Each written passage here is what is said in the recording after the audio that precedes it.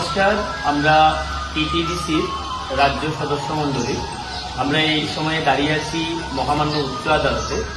তো আজকে 6 ফেব্রুয়ারি শুক্রবার আমরা এখানে আসার উদ্দেশ্য একটাই, আপনারা হয়তো সবাই জানেন যে গত 8ই জানুয়ারি মহামান্য উচ্চ আদালত থেকে ও ডিভিশন বেঞ্চ থেকে আমরা একটি যুগান্তকারী রায় পাই এবং আমরা প্রত্যেকেই রাজ্যের যত শিক্ষক কর্মচারী এবং যারা কর্মচারী বৃন্দ আছেন, স্পেশালি টেট টিচার, আমাদের অধীর আগ্রহে আমরা অপেক্ষাকৃত ছিলাম যে আমাদের মানবিক রাজ্য সরকার আমাদের সেই দীর্ঘদিনের লড়াই সংগ্রামের যে দাবি সেটাকে স্বাগত জানাবেন।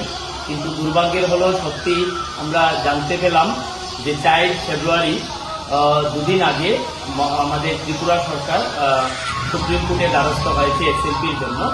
তো সেই বিষয়কে সামনে রেখে আমরা টিটিডিসি যারা রাজ্যের হাজারো শিক্ষকের সেই দীর্ঘদিনের স্বপ্ন পূরণের আমরা ব্রতী হয়েছি, আমরা এখানে মিলিত হয়েছি।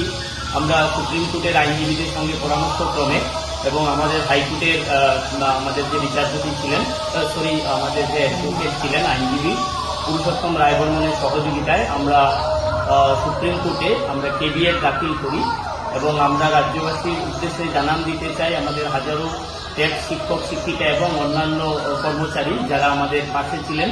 আমরা প্রত্যেক সংগঠন যারা রাজনৈতিক আমাদের নানাভাবে যোগাযোগ করছেন এবং আমাদের সহযোগিতার হাত বাড়িয়ে দিয়েছেন, সবার প্রতি যে আমরা পিছু পা নই, আমরা আগামী দিনের লড়াইয়ের জন্য সম্পূর্ণরূপে প্রস্তুত এবং আমরা আবারও আশাবাদী যে আমরা মহামান্য সুপ্রিম কোর্ট থেকে আমরা নিশ্চয়ই আমাদের সেই দীর্ঘদিনের যে দাবি, আমাদের যে ন্যায্য অধিকার বা পাওনা, সেটা আমরা সম্পূর্ণরূপে ফিরে পাবো। আবারও সেই আশা প্রত্যাশা রেখে আবারও প্রত্যেকে রাজ্যের আপামর যারা কর্মচারী আছেন সকলের সহযোগিতা কামনা করে আমরা এই আশাটুকু রাখছি আমরা প্রত্যেকের সহযোগিতা পাবো। সকলকে ধন্যবাদ, নমস্কার।